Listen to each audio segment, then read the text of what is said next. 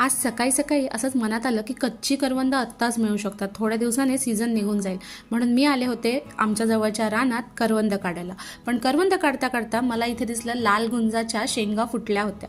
हे लाल गुंज खूप औषधी असतात, वात पित्त संतुलित करतात, केसांच्या वाढीसाठी उपयोगी असतात आणि स्किन प्रॉब्लेममध्येही खूप उपयोगी असतात. थोड्या गुंज काढून घेतल्यानंतर आपण जाऊया आपल्या मेन मिशनवर, म्हणजे करवंद काढायला.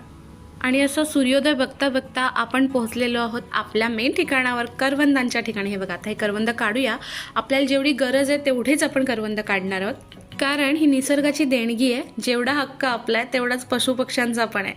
आता आपण आपल्या वाट्याचे थोडेसे काढूया. करवंद ठेवण्यासाठी मी काहीच आणलं नव्हतं, तर हातात मावतील तेवढी करवंद मी घेतली आणि आता घरी जाऊया. करवंद रानात मिळतात, त्याला कोणी औषध फवारायला जात नाही किंवा खत देत नाही. एक करवंद चाखून पण बघूया. थोडंसं आंबट होतं पण मस्त होतं. आणि घरी आल्याला मी बनवली करवंदाची चटणी. तुम्ही पण टेस्ट करा.